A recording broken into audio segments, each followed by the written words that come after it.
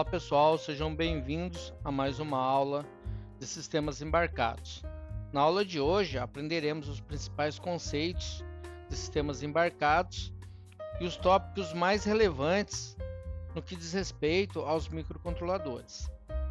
Então, os sistemas embarcados podem ser considerados computadores de função específica, mas os seus recursos são limitados se comparados a computadores de propósito geral. Porém, essa limitação não é uma desvantagem, pois se comparado a um sistema com maior poder computacional, seu custo-benefício é bem superior para tarefas de baixa complexidade. Então, pessoal, os sistemas embarcados que normalmente encontramos ali em eletrodomésticos, máquinas industriais e até mesmo em automóveis. Esses sistemas, eles são computadores dedicados, né? Eles têm um propósito. Por exemplo, em uma máquina de lavar roupa, nós temos um microcontrolador que controla todas as funções da máquina. Aquilo é um computador dedicado, específico. Inclusive, ele não é um computador que pode ser reprogramável, ele já é feito daquela maneira para atender aquele propósito. Da mesma forma, seria aí para um forno de micro-ondas também, né? Existe ali um sistema embarcado, ali um microcontrolador que tem a função de controlar o forno de micro-ondas. O mesmo acontece para dispositivos médicos, ali, por exemplo, um equipamento de eletrocardiograma, com certeza tem um microcontrolador ali que controla as principais funções ali de um eletrocardiograma, até mesmo de um desfibrilador. Também nós podemos encontrar ali microcontroladores.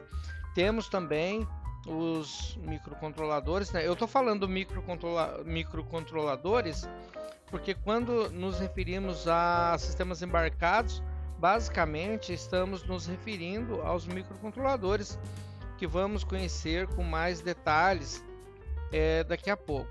Então, como eu ia dizendo, né, em um automóvel, por exemplo, nós temos ali dezenas, talvez centenas de microcontroladores dentro de um único automóvel.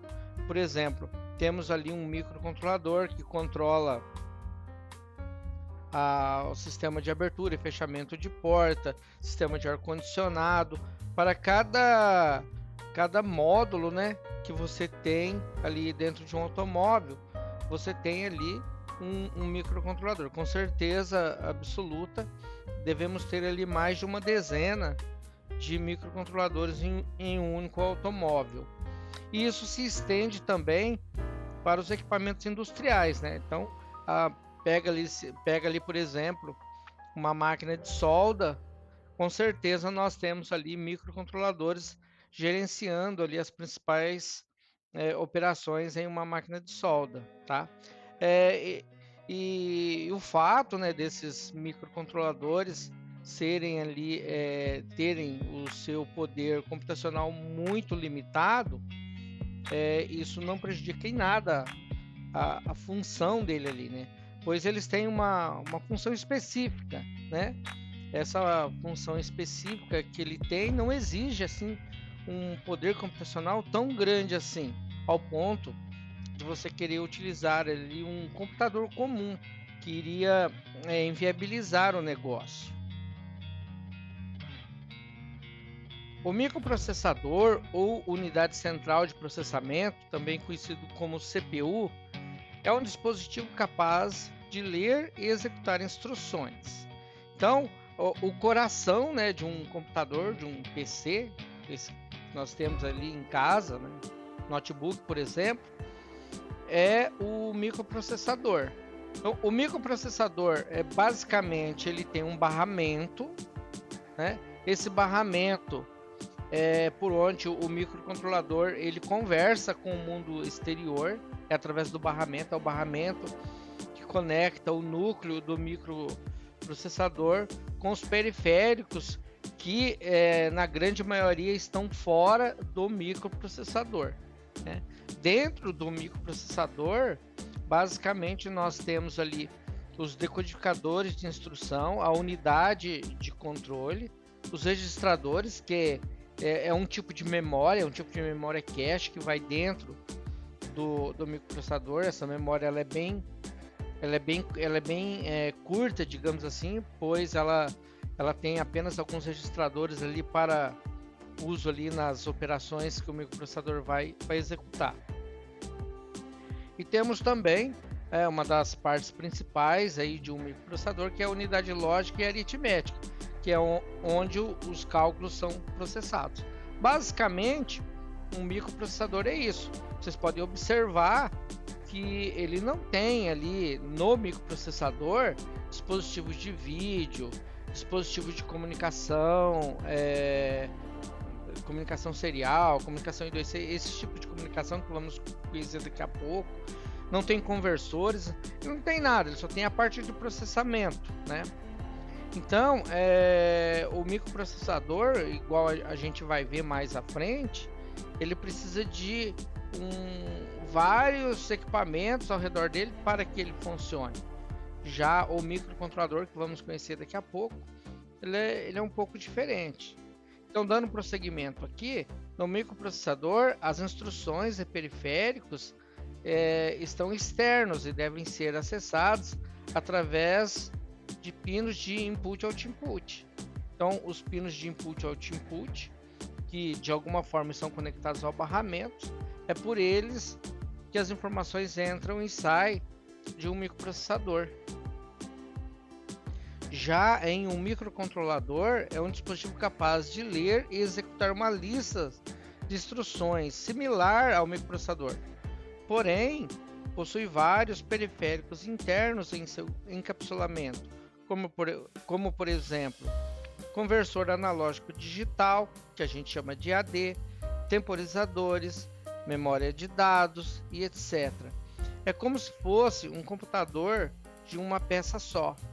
Então, enquanto um microprocessador ele precisa para funcionar, né, ele tem que ter memória, teclado, os timer, conversores, tudo isso é externo ao microprocessador e você precisa conectar todos esses periféricos nele para que ele funcione. Daí aquelas placas-mãe que a gente vê lá com um monte de componentes, tudo aquilo ali é para dar suporte ao microprocessador, para que ele consiga fazer o trabalho dele. Já em um microcontrolador, nós temos a maior parte desses periféricos interno, já fica dentro do microcontrolador.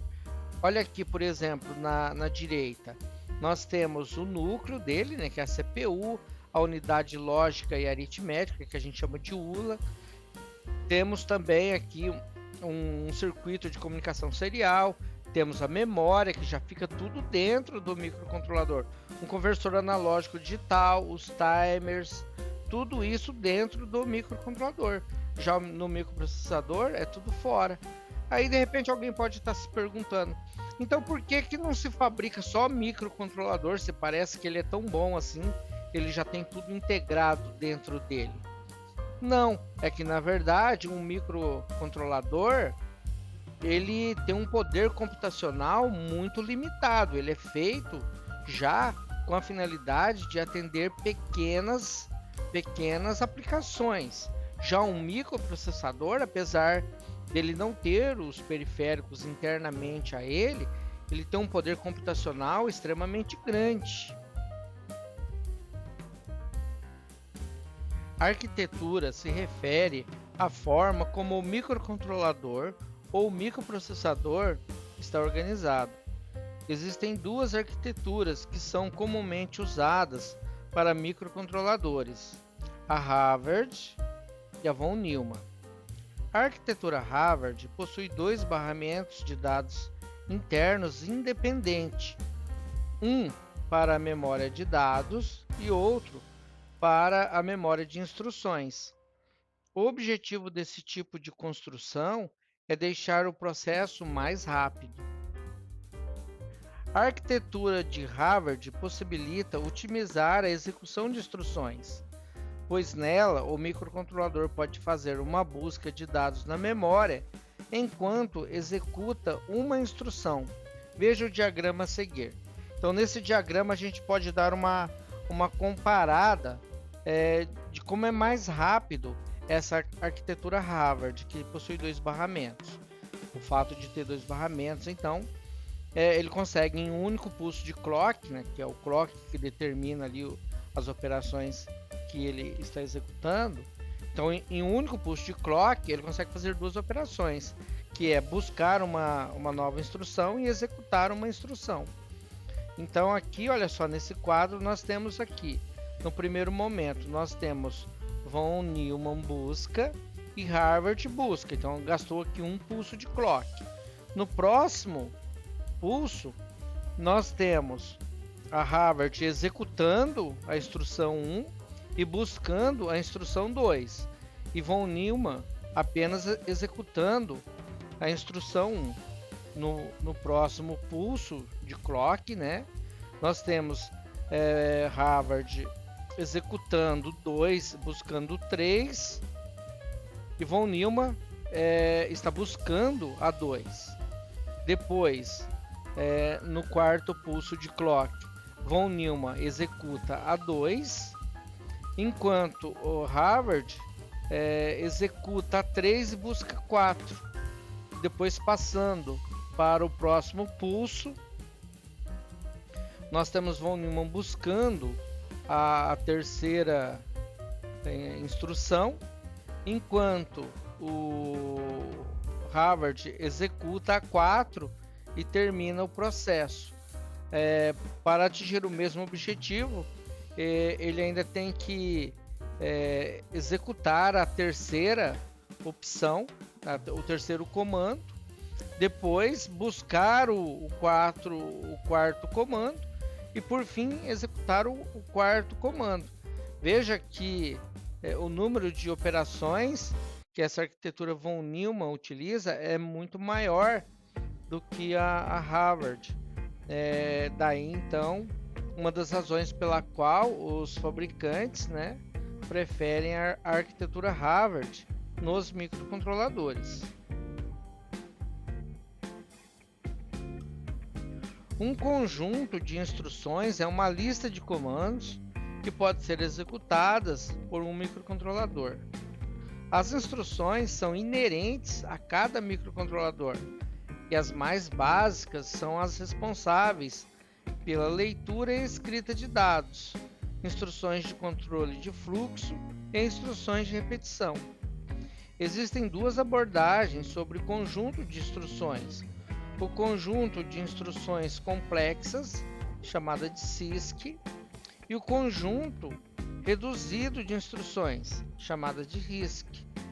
Então, nesses microcontroladores, né, dependendo da arquitetura, ele utiliza um sistema CISC ou um sistema RISC de instruções. Veremos mais adiante aqui nos próximos slides com mais detalhes. O CISC é um conjunto com um número grande de instruções, usados normalmente em microdispositivos que têm arquitetura tipo von Neumann. Os microcontroladores baseados no Intel usam CISC. Os dispositivos que usam CISC podem ter mais de 100 instruções, o que pode facilitar na hora de montar um código. Então, esse conjunto, né, esse tipo, é o mais antigo e ele é muito utilizado pela Intel. Acredito que a Intel utiliza esse sistema até hoje. Inclusive temos ali os microcontroladores 8051, é muito famoso, é o microcontrolador mais utilizado no planeta, é o 8051. 8051 ele gerou ali uma família enorme de microcontroladores. Temos muitos microcontroladores baseados nessa família, né? 8051 propriamente dito não é um microcontrolador, mas sim uma família que usa o mesmo tipo de núcleo. E fabricado pela Intel, é um microcontrolador ali dos anos 80. E ele usa essa arquitetura CISC. Nessa arquitetura ele tem lá para mais de 100 comandos diferentes. A vantagem disso é que para cada operação que você vai fazer, né, cada instrução, né, cada coisa, digamos assim, que você precisa, você provavelmente tem uma instrução ali que faz isso. A desvantagem é que para você programar isso aí manualmente, né, que é na linguagem Assembler, você tem que ficar com uma tabela, né, procurando ali qual é a instrução que faz tal coisa, porque você tem uma lista enorme de instruções. O RISC é um conjunto pequeno de instruções usados em microcontroladores de arquitetura Harvard. O PIC é um tipo de microcontrolador, tá? O PIC usa RISC e tem cerca de 32 instruções, um número de instruções muito menor que os microcontroladores que usam CISC, facilitando assim a memorização das instruções. Por outro lado, isso é ruim, pois algo que poderia ser resolvido em uma única instrução CISC necessita de 2 ou mais instruções RISC. Então, nesses microcontroladores com arquitetura RISC, que atualmente é a maioria, né? Eles têm ali nessa faixa aí de 30, 60 instruções. Esse número de 30 aí já foi desatualizado, né? Já tinha aí há muito tempo que ele já tem umas 35 instruções. Significa que dependendo da operação que você quer que o microcontrolador realize, você não tem ali uma instrução que você dê a ele, ele faz aquilo.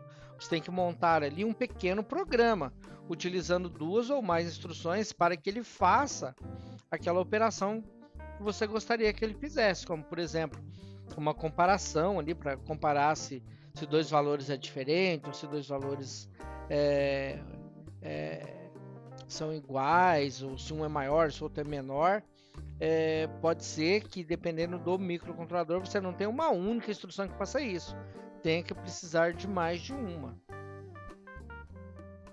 A máquina RISC avançada, ou ARM, é uma arquitetura que teve a simplicidade como foco em sua construção. Ela tem um conjunto de instruções baseadas em RISC, mas tem um pouco de recurso da CISC. Um dos destaques dessa arquitetura é o baixo consumo de energia, além de ter um tamanho bem reduzido. Essas características são ótimas para sistemas embarcados. Mesmo sendo desenvolvida em meados de 1985, essa arquitetura ainda é muito empregada em aparelhos celulares. Então, já esses microcontroladores que têm arquitetura ARM são os microcontroladores top, tá? Esses microcontroladores eles são empregados ali muito hoje em dia, né? Para sistemas que precisam de um poder computacional maior do que o que a gente normalmente utilizaria com um microcontrolador qualquer de 8 bits. Até porque os microcontroladores ARMs, eles são de 32 bits, ou seja, eles têm um poder computacional muito maior. Então esses microcontroladores ARM, que é uma arquitetura de microcontrolador, né? Então não é uma marca, não é um fabricante. Temos vários fabricantes que fabricam microcontroladores tipo ARM, e eles geralmente são microcontroladores que têm aí um bom desempenho, tanto que eles são utilizados em equipamentos ali que precisam de poder computacional bem maior, como por exemplo tablets, celulares, GPS, coisas desse tipo assim. Agora vamos falar da pinagem. É através dos pinos que a estrutura interna dos microcontroladores entram em contato com o mundo exterior. Então, quando falamos dos pinos, né, nós estamos falando aqui dessa parte aqui dos microcontroladores, que muitas vezes, popularmente, o pessoal chama de perninha. Cada pino pode servir para mais de um recurso. Por exemplo, na família PIC 16F87X, o X é porque pode ter qualquer número ali, o pino 2 pode servir como entrada ou saída digital ou entrada analógica. O encapsulamento pode ser SMD ou Dual Impact, que é o DIP. Então aqui nós temos uma pinagem de um microcontrolador. Aqui nós temos um da família PIC, mas nós temos ali centenas de fabricantes de microcontrolador. É que o nosso material aqui ele foi baseado mais nos microcontroladores PIC. Daí o fato da gente sempre trazer ele aqui como referência. Então nós temos aqui o pino 2, olha só, esse aqui é o pino 2, aqui ó, o pino 2 é esse aqui, tá? Aqui não é o pino 2, aqui é a porta A2, tá? Então o pino 2 está aqui, ó. E o que tem nele? Ele tem uma entrada analógica ou digital, né? Aqui pode ser entrada ou saída digital. E tem uma analógica associada a ele. Então, é o que a gente pode ver aqui. Aqui você pega, por exemplo, o pino RC4, olha só. Além dele ser o pino da porta C, né, a porta C4, que é uma entrada e saída digital, ele é o SDI e o SDA de uma comunicação serial. E quanto ao encapsulamento, nós temos vários tipos de encapsulamento. O SMD, né, temos vários tipos de encapsulamento SMD, que é os tipos que são soldados sobre superfície. E esse outro aqui, o Dual Impact aqui, ó, é esse que precisa furar a placa, encaixar eles nos furos e efetuar a solda.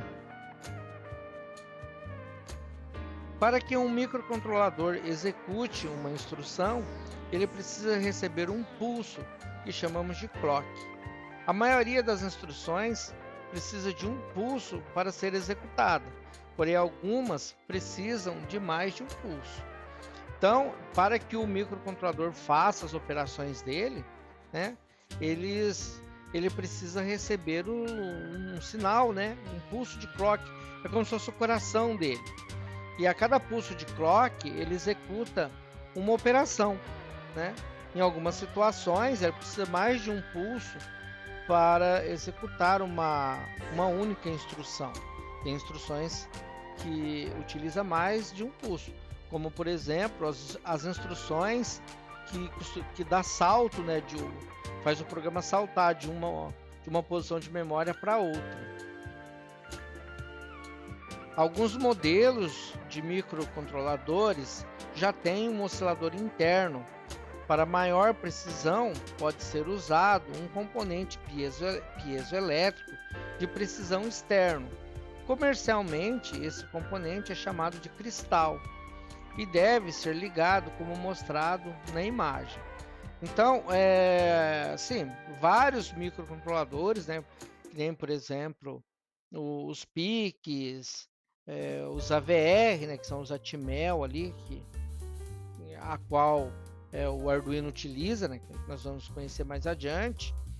Eles possuem um clock interno, mas esse clock interno no microcontrolador, ele não é um clock muito bom, digamos assim, porque ele está sujeito ali a mudanças de temperatura dentro do microcontrolador, e ele não é um clock baseado em cristal. É um circuito lá RC, esse tipo de coisa assim. Em resumo, esse clock ele não tem uma precisão muito alta. Então, dependendo das operações que você vai realizar, esse clock ele é inadequado. Como por exemplo, se você precisar fazer um relógio, né? Então você não pode utilizar um clock interno. Para fazer comunicações assíncronas, onde o sinal de clock tem que ser mais ou menos exato, dependendo aí da taxa de comunicação, você pode também começar a ter erros de comunicação.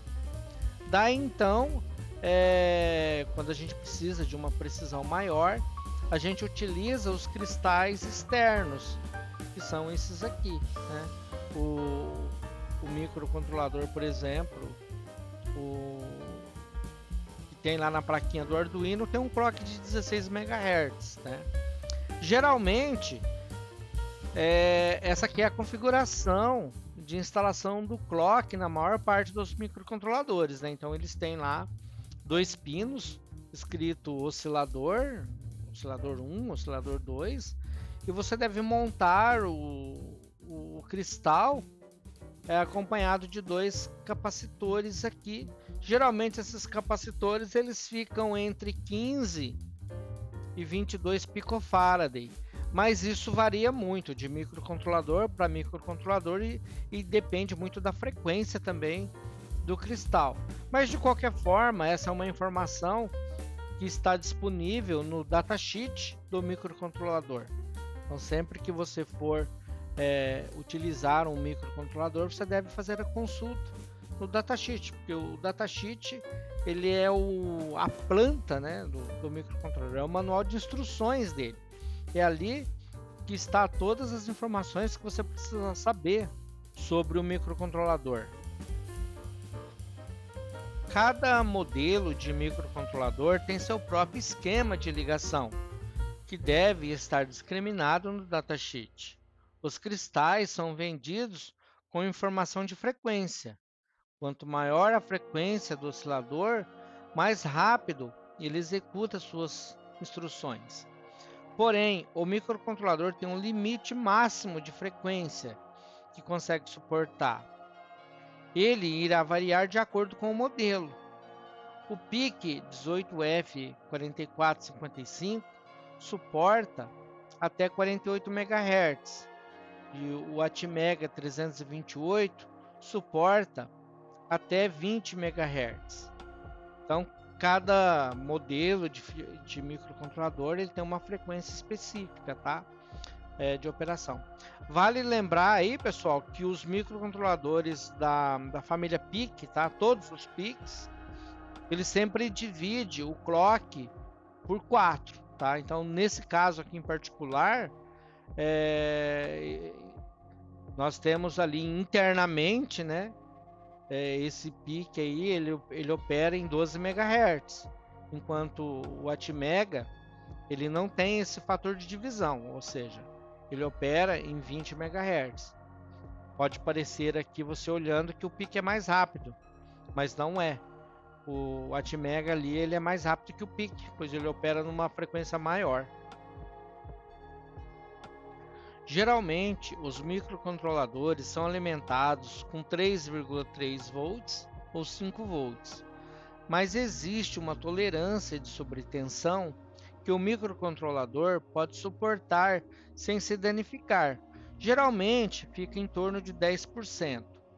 Já para tensões inferiores, o microcontrolador pode apresentar falhas de operação. Então é muito importante que sempre os circuitos microcontrolados sejam alimentados com fonte estabilizada, né? Um circuito que estabilize a tensão ali, pois você facilmente vai queimar ali o microcontrolador se você ultrapassar ali em 10% a tensão nominal dele, como por exemplo um microcontrolador de 5 volts aplicado ali nele até 5,5, você não teria problema algum, mas com 6 volts provavelmente você já iria danificar o seu microcontrolador. Já quando você aplica tensões inferiores às mínimas aceitáveis ali para o microcontrolador, ele pode começar a resetar ou até mesmo acontecer falhas ali na operação do microcontrolador. Um circuito muito comum, né, muito utilizado para estabilizar a tensão em 5 volts para a alimentação de microcontroladores é o CI 7805, que é apresentado aqui na imagem. Esse CI você entra ali com uma tensão que pode variar ali entre 6 e 15 volts aproximadamente, e ele vai ali do lado direito, no VO, ele vai soltar ali exatamente 5 volts, independente se está entrando 6, 7, 8, 9, 10, 11, 12, até 24 volts dá para aplicar ali na entrada dele e coletar os 5 volts ali na saída. Porém, quanto mais distante de 5 volts você está, mais ele aquece. Então, se você aplicar, por exemplo, 24 volts ali na entrada dele e for fazer a coleta de 5 volts, ele vai aquecer muito, mesmo você colocando um dissipador de calor, né, que é uma espécie de radiador para espalhar o calor, ainda assim ele vai esquentar bastante. Então já não é uma coisa assim tão adequada. Existem outros sistemas que você pode utilizar nessa situação aí. Mas de forma geral, quando você tem ali tensões ali na ordem de 9 volts, 12 volts, 6 volts, você aplica ali no 7805 e você vai ter ali uma boa tensão estabilizada na saída. Para maiores detalhes de como utilizar ali o CI 7805, você pode consultar o datasheet desse componente. Para ter acesso ao datasheet, basta você ir lá num site de busca, como o Google, por exemplo, e digitar ali 7805, coloca datasheet ou coloca PDF e vão aparecer ali vários sites ali disponibilizando para você a documentação, né, que é o datasheet, no formato PDF. Os microcontroladores têm um terminal de reset. Quando acionado, ele interrompe a execução e volta a executar o código do início. Então, o microcontrolador ele vai seguindo as instruções linha após linha, né? Linha após linha, ele vai executando. Quando ele chega no final, ele volta no começo e ele fica nesse loop eterno. Independente de onde ele estiver, quando o terminal de reset for acionado, ele volta para o início. Então ele sempre volta para o início toda vez que o reset for acionado. E se o reset ficar acionado, ele fica no início, ele não executa o programa. Então nós temos aqui o pino, né, nesse microcontrolador aqui, essa imagem aqui é o Atmega 328, né, que é a pinagem dele. Então o reset está lá no pino 1 dele lá. Então, quando nós pressionamos o botão aqui, vai 0 aqui, ó. Quando vai 0 no pino 1, ele está em modo de reset. Como nós podemos saber que ele reseta em 0 e não em 5 volts? Tem aqui essa barra, que olha só, tá vendo uma barra em cima da palavra reset? Essa barra indica que ele está ativo em 0, ou seja, se estiver zerado aqui o botão pressionado, o microcontrolador está em modo de reset. Após um reset, alguns registradores de controle serão reinicializados. Porém, os dados da memória RAM podem conter valores incertos. Então, um microcontrolador, quando resetado, ele muitas vezes ele não perde todas as informações dele. Ele vai ficar com sujeira na memória, e essa sujeira, né, que são esses dados incertos, eles podem causar um mau funcionamento do seu programa. Daí então, muitas vezes é importante você monitorar se houve um reset. Se houve um reset, você tem que ter ali uma função no seu programa que vai lá e faz a limpeza da memória. Agora, muito mais importante que o reset, né? Muitas vezes a gente nem vê essa tecla. Na verdade, quando a gente olha, por exemplo, para a máquina de lavar roupa, forno de micro-ondas, você não vê lá um botão escrito reset. Na verdade, não tem. O microcontrolador até tem um pino de reset, mas normalmente a gente não tem um botão reset nele. Geralmente a gente tem isso em computador, mas não em uma máquina, um eletrodoméstico, um modem, por exemplo. O modem até tem um reset, né? Mas o muito mais importante que isso, que eu estava dizendo, é um circuito chamado de Power On Reset, abreviado como POR. Ele é um circuito usado para guardar a tensão de alimentação subir a um ponto confiável antes da CPU começar a executar as instruções. Vocês se lembram que a gente estava conversando agora há pouco aqui sobre as fontes de alimentação? Então, quando nós alimentamos o nosso circuito elétrico, a tensão que vai surgir ali na fonte, ela não é algo assim que eu diria assim, como se fosse uma coisa instantânea, entendeu?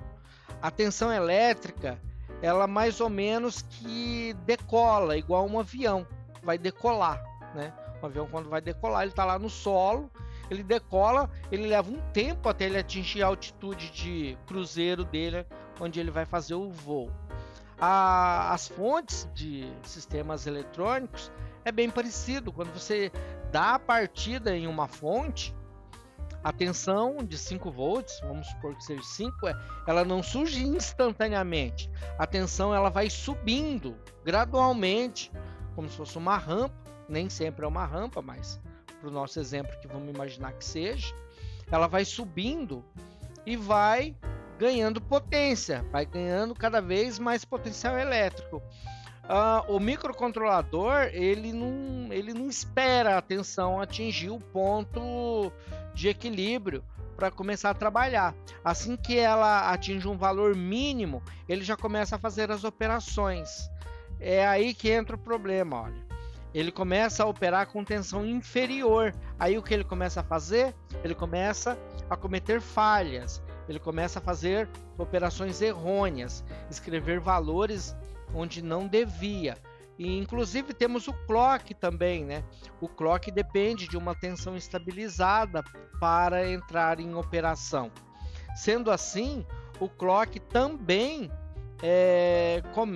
também vai estar enviando pulsos fora do ritmo, né? Como se fosse uma arritmia de um coração para o microcontrolador. Nesse momento todo, existe a grande possibilidade da coisa toda se perder e o microcontrolador travar em algum ponto e não conseguir realizar as operações. Daí então foi desenvolvido esse circuito chamado Power On Reset, que mantém o microcontrolador em estado de reset por alguns microsegundos ou milissegundos até que o sistema se estabilize, né? Que o sistema esquente, digamos assim. E esse circuito ele é bem simples. Ele é composto aqui de um resistor, né, conectado aqui no pino 1, é ele que vai manter o sistema em operação, e um capacitor.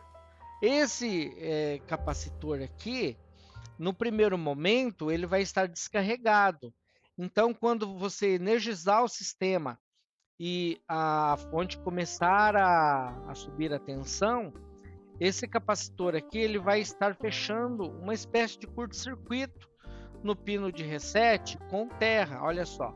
Então, ele está pegando esse ground, porque o capacitor no primeiro momento ele vai dar um curto-circuito aqui, ele vai jogar o ground aqui no pino 1, que seria mais ou menos igual segurar esse botão, olha só. Veja que o capacitor vai fazer a mesma coisa que o botão está fazendo. por um determinado tempo. À medida que o tempo vai passando e a fonte vai estabilizando, a coisa toda vai esquentando, quando eu falo assim, parece que vai demorar uma semana, mas eu estou falando de alguns microsegundos ou poucos milissegundos, a fonte vai estabilizando e esse capacitor ele vai carregando, ele vai como se ele fosse enchendo.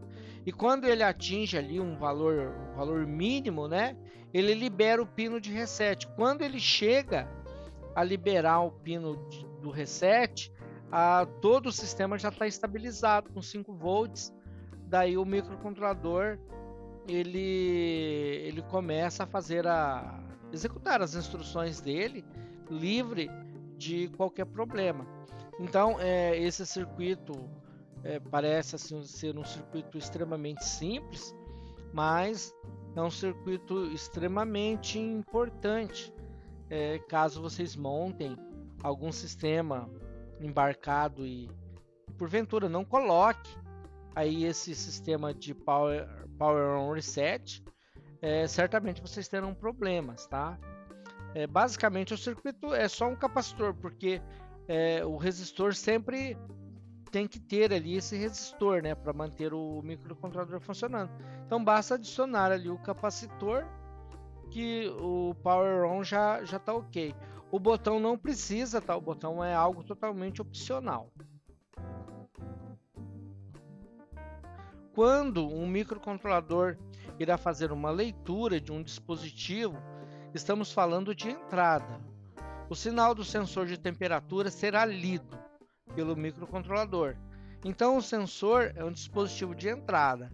Então, tudo aquilo que envia sinais a um microcontrolador deve estar conectado em um pino configurado como entrada. Então, o que pode ser uma entrada? Um botão, por exemplo, tem que estar em um pino configurado como entrada. Um sensor qualquer, seja ele digital ou analógico, tem que também estar conectado a um pino configurado como entrada. Um LED já não é isso, um LED é um dispositivo de saída, né? Vamos ver aqui. Para o acionamento de um motor, podemos dizer que o microcontrolador irá escrever no circuito que alimenta o motor, ou seja, vai enviar um sinal para o acionamento do motor. Os dispositivos que serão acionados são dispositivos de saída. Nesse caso, o motor é um dispositivo de saída. Então, tudo aquilo que você vai acionar com o microcontrolador deve estar conectado a um pino de saída, a um pino configurado como saída, um pino output. Você vai acionar em um LED, você vai escrever ali num display, né? Você vai acionar ali um motor, uma coisa qualquer. Então, certamente esse pino deve estar configurado como saída. Lembrando que em um circuito o mesmo pino pode ser utilizado como entrada e saída, tá? Isso depende apenas do arranjo ali do diagrama elétrico. Agora vamos falar dos resistores de pull-up e pull-down. As entradas e saídas digitais dos microcontroladores estão preparadas para receber apenas sinal alto, 5VCC, ou sinal baixo, GND, que chamamos de ground. Para ligar, por exemplo, um push button ao microcontrolador, devemos usar um circuito de pull-down ou pull-up. Vamos entender aqui nesse diagrama o que são esses resistores pull-down e pull-up, que devem ser utilizados sempre que formos configurar um pino de entrada em um microcontrolador. Um pino de entrada de um microcontrolador, quando configurado como entrada, né, que é o caso, ele fica num estado que a gente chama de alta impedância, ou seja, ele não tem corrente elétrica sobre esse pino, ou seja, qualquer sinal é capaz de mudar o estado desse pino para 0 ou para 1, no caso 5 volts. Então, Imagine que nós não temos aqui o R1 conectado ao circuito, temos apenas o R2. O R2 não faz parte do resistor de pull down ou pull up, tá? Nem o R2 nem o R4. A gente já vai entender por que existe esse resistor aqui. Então, mas vamos imaginar por um momento que não exista o R1. Se não existe o R1 e o botão está solto, significa que esse pino não está ligado a nada. Então ele age como se fosse uma antena, captando sinais que vêm pelo ar, ruídos. Dessa forma, o estado do pino aqui é incerto, pois ele nem é considerado 1 e nem é considerado 0. Então ele fica com valores totalmente aleatórios. Daí então a necessidade de colocar um resistor aterrando o pino. Então, se o botão está solto, esse pino aqui ele está aterrado através de R2 e R1, olha só. Veja que existe uma conexão dele com terra aqui, olha, direto. Mesmo que o botão não esteja acionado, o pino sempre estará conectado ao terra. E veja o que acontece quando pressionamos o botão. Vem 5 volts nesse ponto aqui, nesse nozinho, nós temos 5 volts, que corre uma corrente elétrica aqui por R1, né? R1 absorve, ou seja, não vai dar um curto-circuito. E em contrapartida, esse pino que eu acabei de dizer que ele não puxa corrente elétrica, ele vai entrar os 5 volts aqui, como não tem corrente elétrica aqui, ou seja, ele é alta impedância, não haverá uma queda de tensão no R2.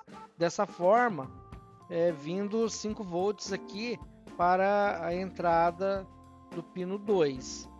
E a razão pela qual a gente coloca esse resistor, que aparentemente não tem função alguma, pois entra 5 e sai 5 dele, ele é opcional, tá? Ele é opcional, pois isso daqui é um dispositivo de proteção. Caso tenha ali uma falha no programa, uma falha na hora de desenvolver, né, o protótipo, comete ali alguma falha, você pode danificar o circuito elétrico. Veja como que poderia acontecer. Danificar o circuito elétrico, eu digo, é queimar o microcontrolador.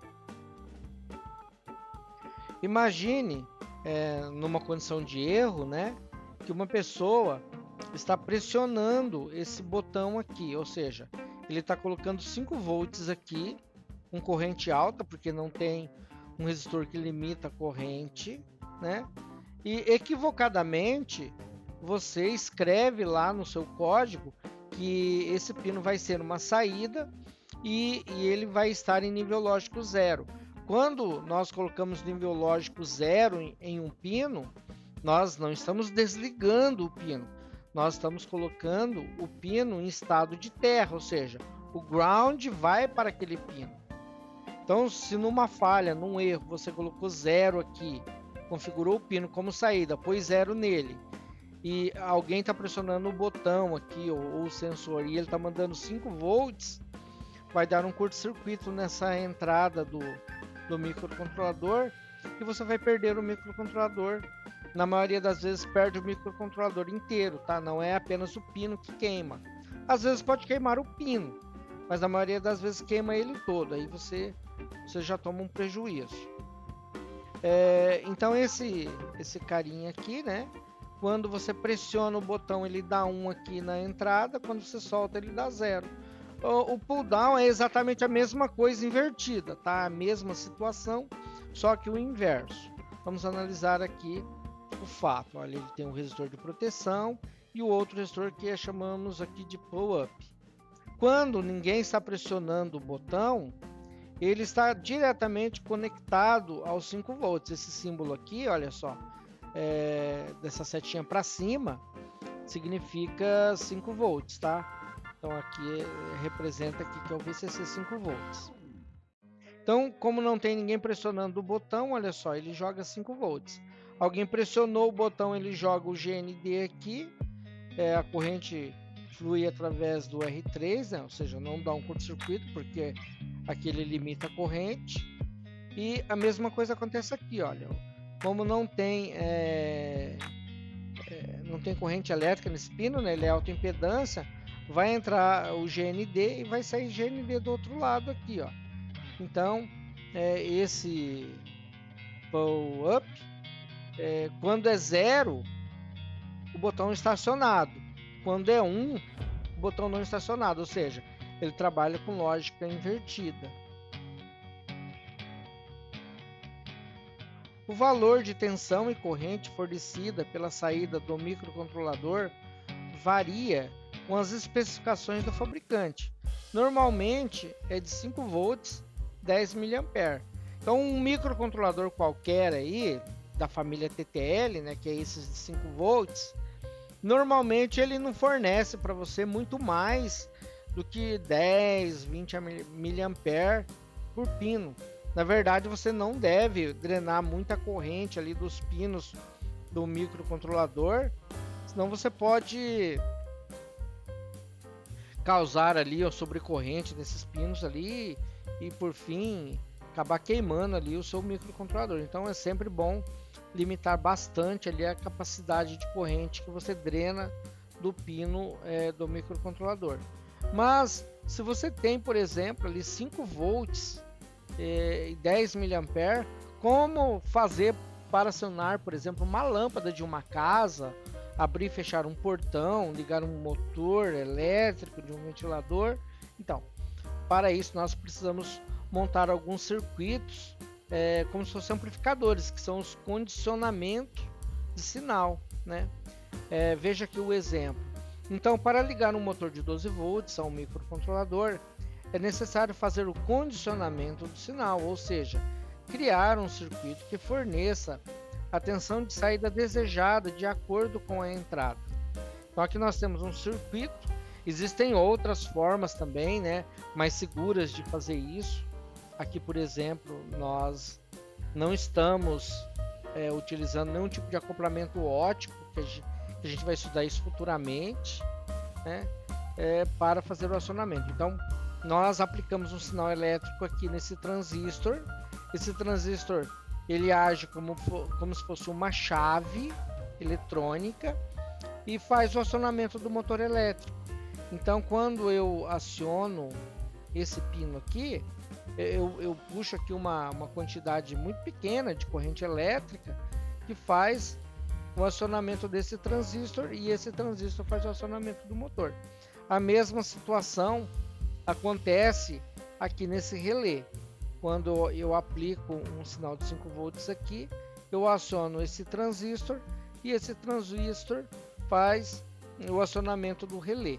Aí aqui no caso desse relé, ele é um contato que a gente chama de contato seco, né? Não tem nada ligado a ele, ele é apenas uma chave eletromecânica. Ali você pode ligar ali o que você quiser, uma lâmpada, um motor. Aí vai depender apenas da capacidade de corrente do teu relé.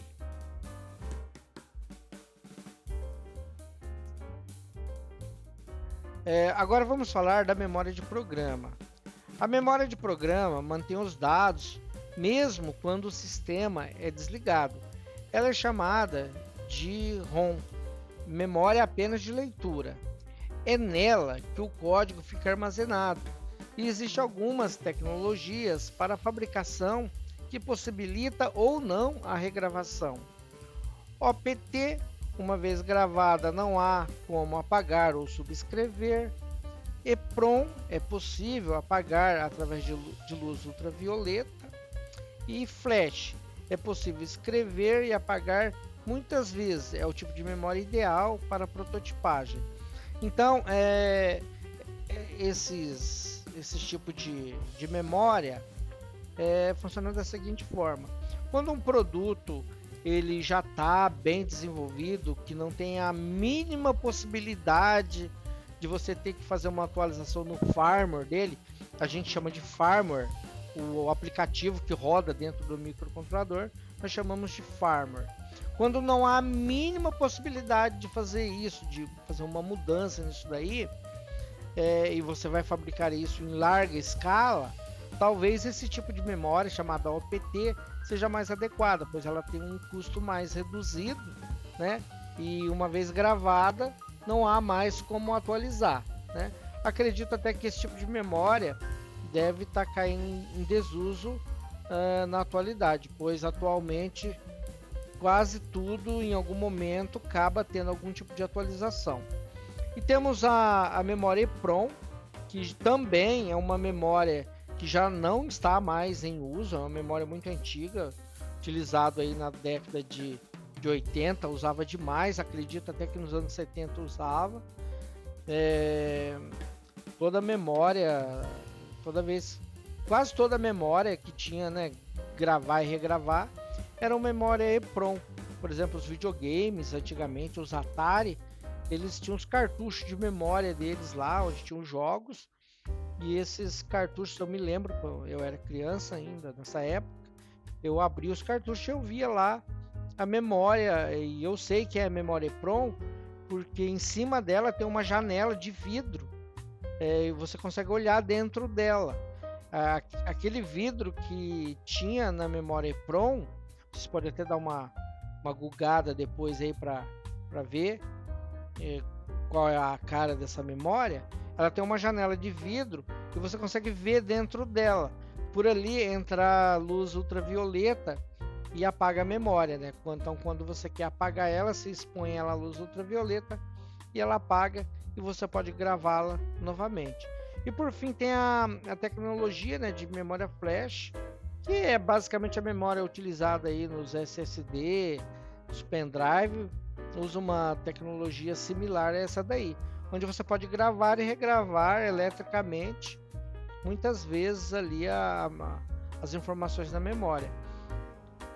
E temos também as memórias E2PROM ou EEPROM, né, que não está descrita aqui, mas é uma memória elétrica também, apagável, né, regravável, digamos assim. Inclusive essa memória ela é presente ali dentro dos microcontroladores. Os microcontroladores eles possuem uma EEPROM para guardar informações do usuário, por exemplo, a senha de alguém. Você quer gravar a senha de alguém dentro de um firmware. Onde que ela vai ficar gravada? Ela fica gravada na E2PROM ou EEPROM, que fica dentro do próprio microcontrolador. Todo microcontrolador tem um pouco de memória EEPROM. Geralmente não é muita memória, né? Mas dá para fazer bastante coisa. No caso do Atmega 328, que é o microcontrolador que a gente vai utilizar, ele tem 1 KB, né? 1 KB já é uma quantidade bem grande de memória EEPROM. Tá? Parece pouco, mas não é. A memória RAM é uma memória volátil e os dados são perdidos no momento em que o sistema é desligado. É nessa memória que ficam armazenadas as variáveis do programa. Então, quando nós declaramos as variáveis que vamos utilizar em nosso programa, na verdade estamos reservando espaço em nossa memória RAM, né? Quanto mais memória o nosso dispositivo possui, mais variáveis a gente consegue declarar em nosso programa. Então, a quantidade de memória RAM é um parâmetro bem importante que a gente precisa verificar na hora de mencionar ali um microcontrolador para o nosso projeto. Agora vamos falar dos circuitos PWM, né? PWM, que significa modulação por largura de pulso. As saídas digitais fornecem apenas 2 estados, ligados e desligados. Isso impossibilita a geração de sinais analógicos de saída. Porém, existe uma técnica chamada PWM, que é modulação por largura de pulso, que gera um sinal periódico com o objetivo de controlar a tensão média no pino do microcontrolador. Vamos observar então esse gráfico. Na linha azul, nós temos um sinal quadrado, né? Uma onda que nós chamamos de onda quadrada, pois ela tem o mesmo comprimento em alto e baixo. Então aqui é alto e aqui é baixo. Observe tem sempre o mesmo comprimento. Daí então a gente chama onda quadrada isso aqui. Vamos imaginar que essa onda quadrada está representando um pino a qual nós conectamos um LED. E esse LED ele está acendendo e apagando com uma frequência de 1 segundo, ou seja, ele fica meio segundo ligado e meio segundo desligado. Em outras palavras, esse LED ele está piscando. Quando a gente olha para esse LED, a gente vê ele simplesmente piscando. Ao longo de 1 hora, esse LED terá ficado 30 minutos desligado e 30 minutos ligado, pois ele fica acendendo e apagando, né? Então ele não ficou o tempo todo desligado e também não ficou o tempo todo desligado, ele ficou oscilando ali, então meio a meio, né? Ou seja, se estivéssemos pensando em economizar energia, teríamos economizado a metade, pois na metade do tempo o LED ficou desligado, né? Não produziu trabalho algum, ele não consumiu, tá? Imagine então que ele está fazendo isso em uma frequência de 1 Hz. Agora, vamos aumentar essa frequência. Vamos colocar aí, por exemplo, essa frequência de 20 kHz, né?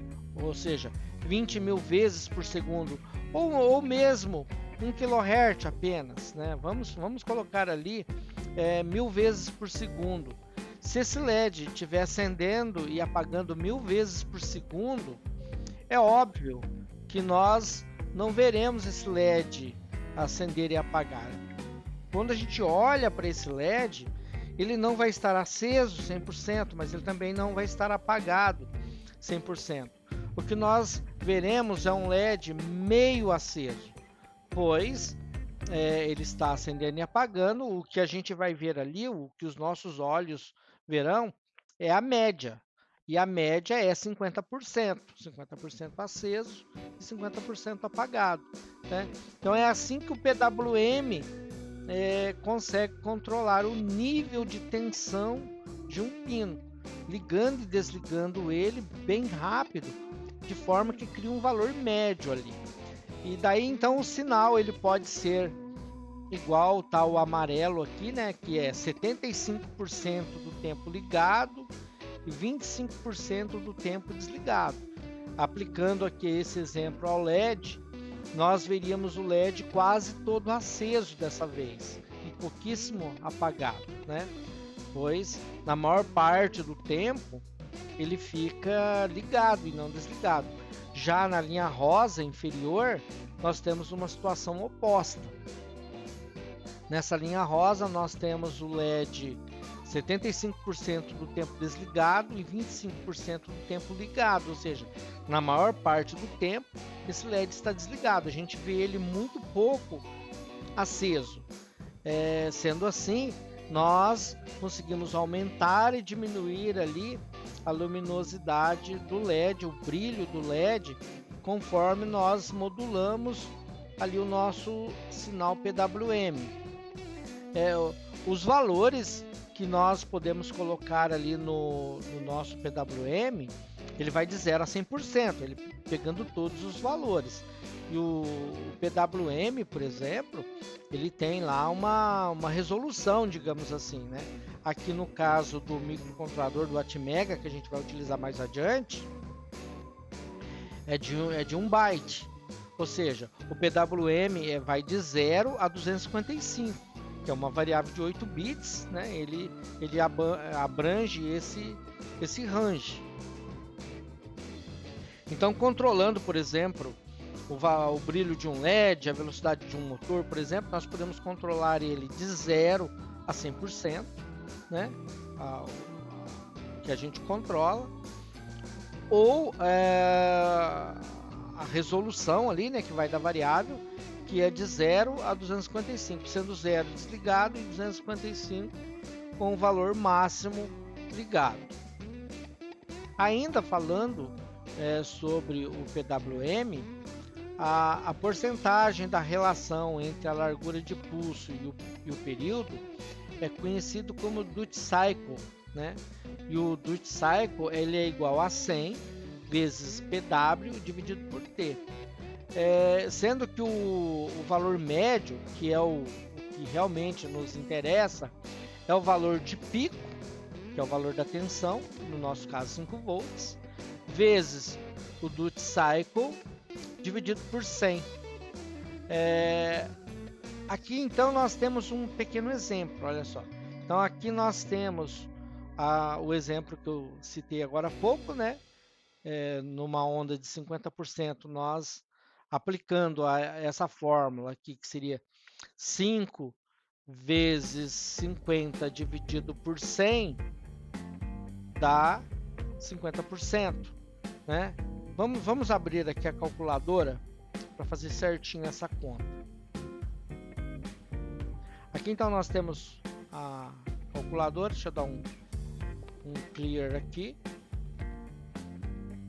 Então, pela fórmula nós temos aqui o valor, o VM é 5 vezes 50, olha, temos aqui 50%, tudo isso dividido por 100. 2,5 de valor médio, no primeiro caso. Já agora, no segundo caso, nós temos 25, né? Então, nós temos 25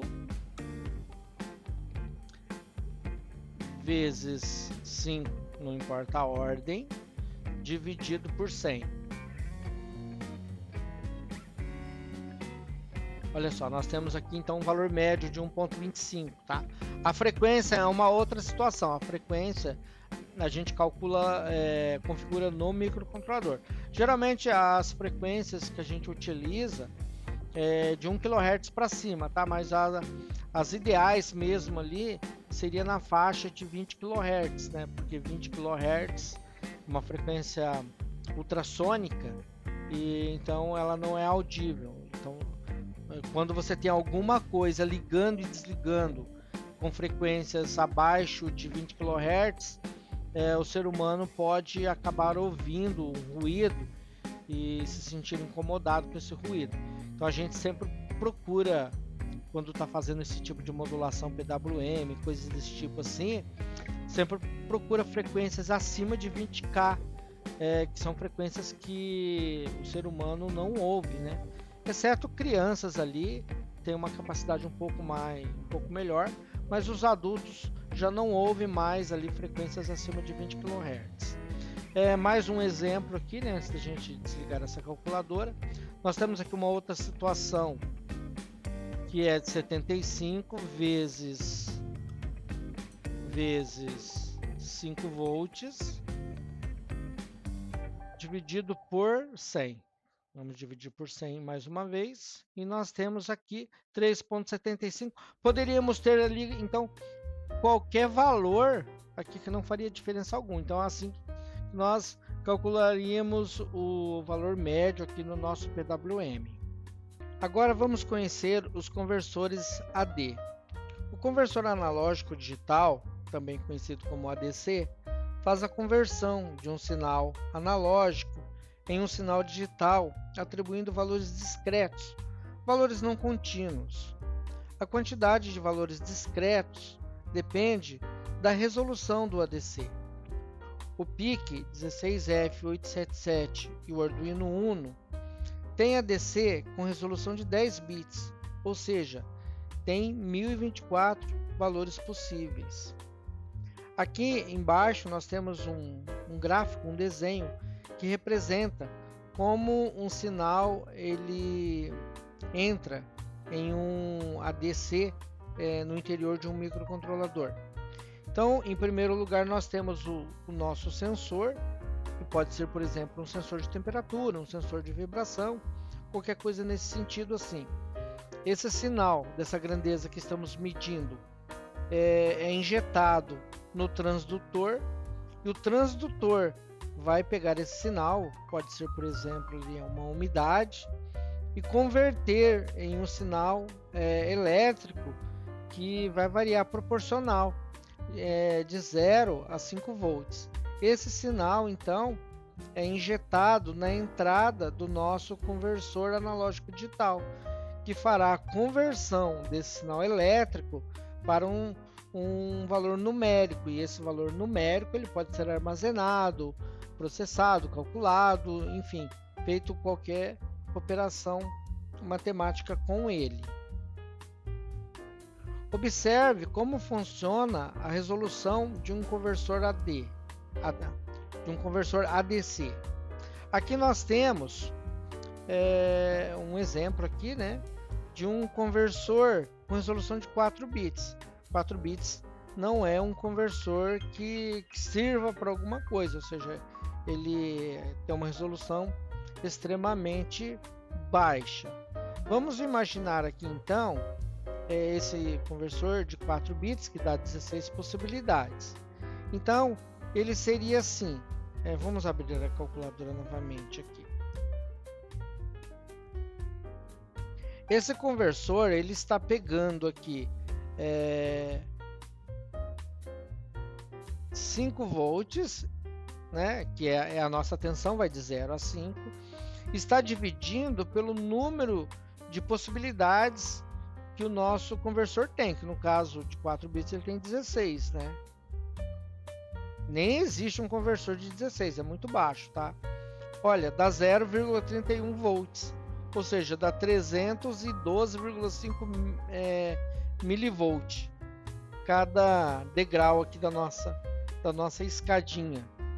Então, nós mediríamos ali, olha só, entre 0 e 31,25 volts, o nosso conversor diria para a gente que o valor é 0, né?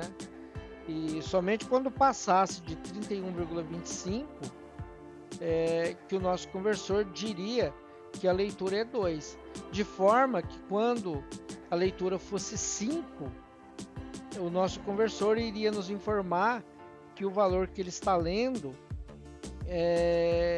seria 15, né? Então, como vai de 0 a 15, né? Dando 16 possibilidades. Se desse 5 volts, o nosso conversor iria apresentar para a gente ali o valor 15. Então, quando a gente lê 15, a gente saberia que teríamos ali na nossa entrada um valor de 5 volts. Agora imagine utilizando um conversor de 8 bits.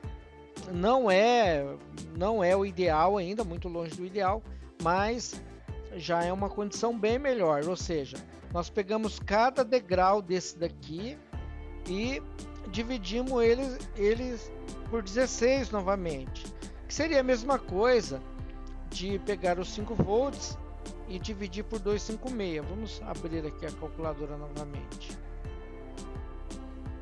Então vamos fazer um outro cálculo aqui para entender.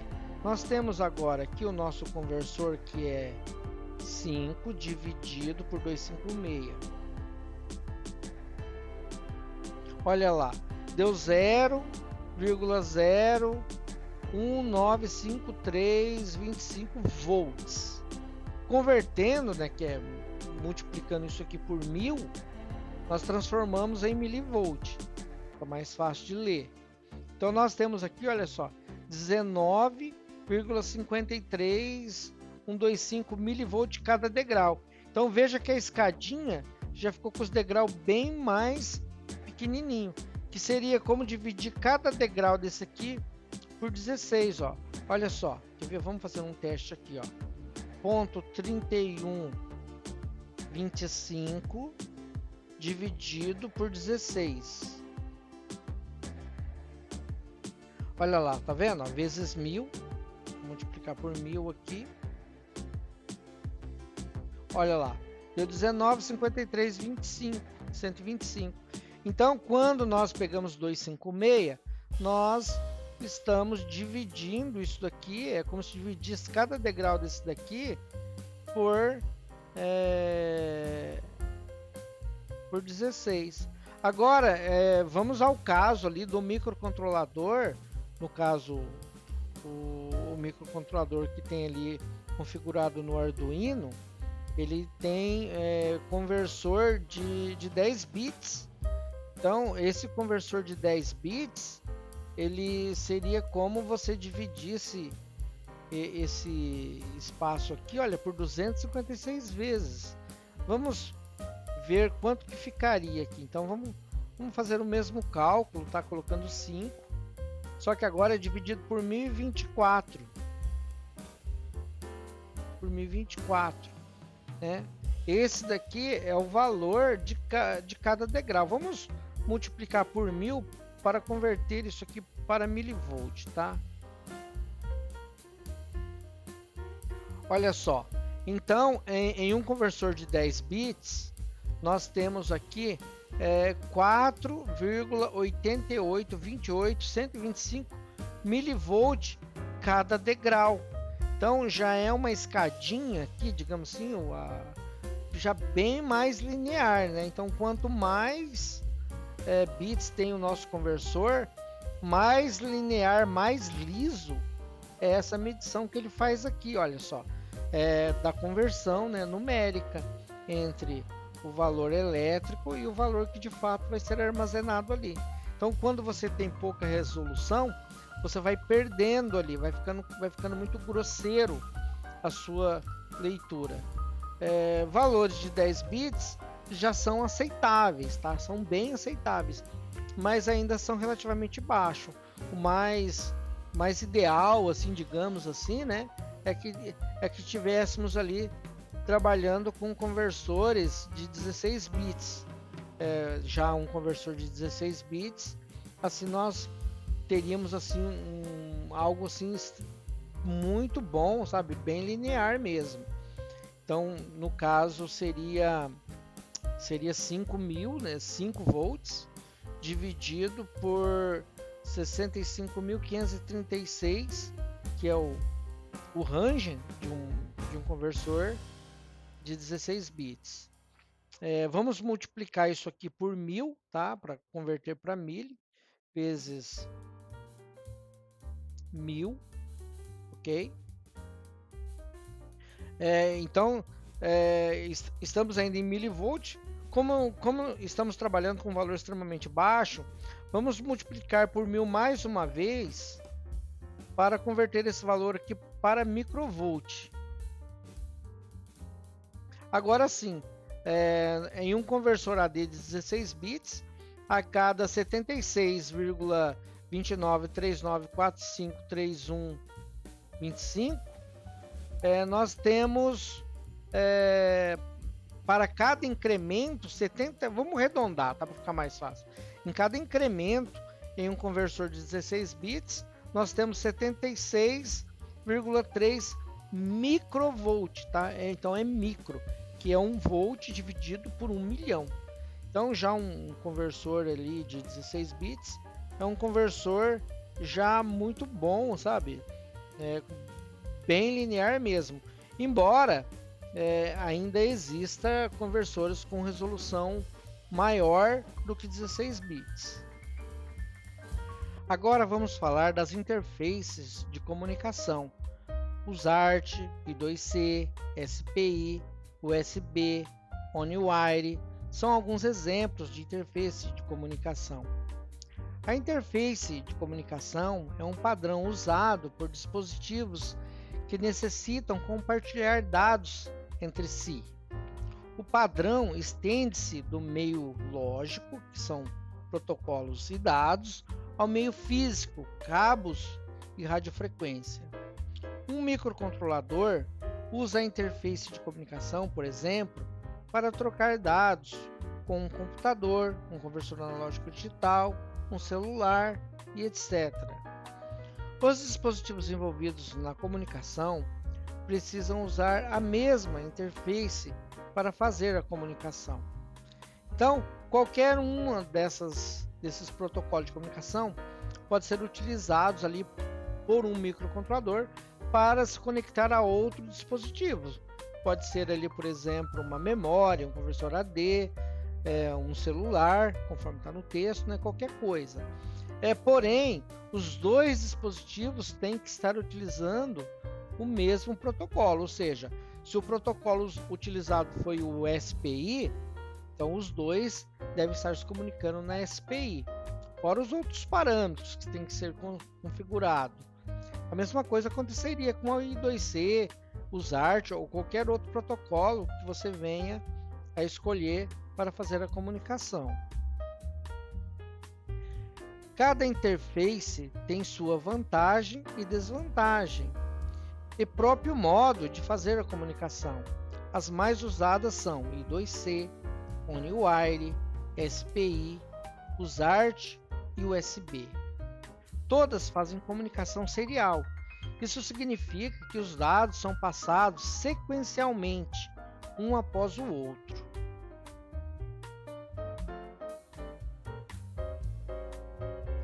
Agora então vamos falar um pouco aqui da comunicação I2C. O protocolo Circuito Integrado, I2C, usa duas vias para comunicação e usa a estratégia mestre-escravo. As vias têm as seguintes nomenclaturas: dado serial, que é a via chamada SDA, é responsável pela transmissão dos dados e é bidirecional, ou seja, a transmissão e o recebimento são feitos pela mesma via.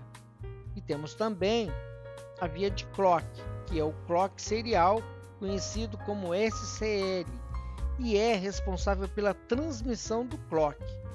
Como já vimos, o termo clock é usado para referência de tempo. Então, sempre que nós temos um dispositivo, conectado ali, um mestre, um escravo, provavelmente nós teremos ali um clock sincronizando a transmissão, sendo que esse clock ele é proveniente sempre do dispositivo mestre da comunicação. Cada elemento presente no barramento está associado a um endereço de 7 bits.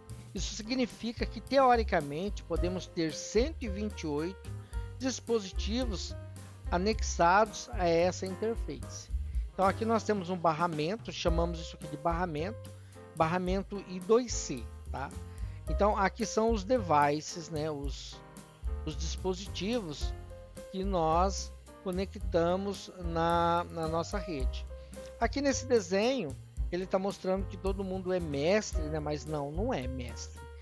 Temos um mestre e os demais são os slaves, os escravos. No barramento I2C, nós devemos ter aqui dois resistores de pull-up, Geralmente esses resistores eles ficam aí na faixa entre 2K2 a 4K7 e eles impõem um nível lógico alto no barramento. Então, aqui o dispositivo mestre ele envia um sinal aqui, de clock para o barramento, e os dispositivos aqui vão ler esses sinais, e se o sinal estiver endereçado a determinado dispositivo, ele vai responder ali na rede. Nesse exemplo aqui nós podemos ter, em teoria, até 127 equipamentos pendurados aqui nesse varal aqui, sendo controlado por um mestre. O ZART significa transmissor e receptor síncrono e assíncrono universal. É uma interface de comunicação serial que pode ser configurada como síncrona ou assíncrona, possuindo duas vias para comunicação. No modo síncrono, usa a estratégia mestre-escravo. Uma via é responsável pelo clock e a outra pela transmissão dos dados. Logo, não é possível transmitir e receber dados ao mesmo tempo, ou seja, seria uma comunicação half duplex. Já o modo assíncrono é o mais usado. Nesse modo é possível transmitir e receber dados ao mesmo tempo, chamada de full duplex, porque uma via fica responsável pela transmissão e a outra via pela recepção. Mas para isso ocorrer, os dispositivos envolvidos devem ser configurados a uma mesma taxa de velocidade de transmissão, chamada de baud rate. Então, na comunicação USART, o mais comum é que ela seja assíncrona, né? E os baud rates mais comuns, assim, que a gente mais utiliza, né? É os de 9.600 bits por segundo até 115.200 bits por segundo são as baud rates mais empregadas aqui na comunicação assíncrona. Mas é bem da verdade mesmo, a mais utilizadas assim no nosso dia a dia é a de 9.600 bits por segundo. No protocolo RS-232, as tensões de mais 3 a mais 15 volts são reconhecidas como níveis baixos, enquanto as tensões de menos 3 a menos 15 volts são reconhecidas como níveis altos. A lógica negativa aplicada visa a obtenção de maior segurança na transmissão dos dados. Portanto, para a conexão de um dispositivo RS-232 a um microcontrolador, precisamos de um transceiver. O CI-MAX 232, por exemplo, tem essa finalidade. Então aqui nós temos um recorte do datasheet do MAX 232, que é um CI utilizado como transceiver para a comunicação RS-232 com a USART do microcontrolador. Então, porque você não pode conectar diretamente os pinos de comunicação que saem de um dispositivo RS-232, por exemplo, de um computador, diretamente no microcontrolador, por conta desses níveis de tensão aqui que são incompatíveis. Dentro do microcomputador, por exemplo, você tem um dispositivo similar a esse, e na placa do seu microcontrolador você tem que ter um também, que são, em cada ponta tem que ter um transceiver para fazer essa ligação. Esse chip aqui, por exemplo, ele tem 4 vias de transceiver, então ele tem essas duas, embora para fazer a comunicação você só vai precisar de duas, né? um TX e um RX, mas acaba sobrando duas, né? Utilizando aqui esse chip. Então você entra aqui com o sinal de 5 volts, aqui chamado de TTL ou CMOS, as entradas, e aqui ele já sai o sinal do padrão, né, RS-232, e a mesma coisa aqui no sentido contrário, ó. Você entra aqui com o sinal as inputs RS-232 e você tem aqui as outputs TTL CMOS que vai para o microcontrolador. Então basta seguir aqui o diagrama aqui no datasheet que nós conseguimos montar aqui o transceiver. Agora vamos falar das interrupções. Alguns eventos têm uma maior prioridade em relação a outros e precisa de um tratamento imediato. Para resolver esse tipo de problema existem as interrupções. Quando uma interrupção é gerada, o microcontrolador, para a execução do código, salva o endereço onde houve a parada e automaticamente é direcionado para uma subrotina para tratar a interrupção. Após o tratamento, retorna a execução do código do ponto onde houve a interrupção. As interrupções mais comuns são de timer, externa, USART e conversor AD. Então, imagine, por exemplo, né, que nós temos um relógio, fizemos um relógio e precisamos marcar o tempo com precisão.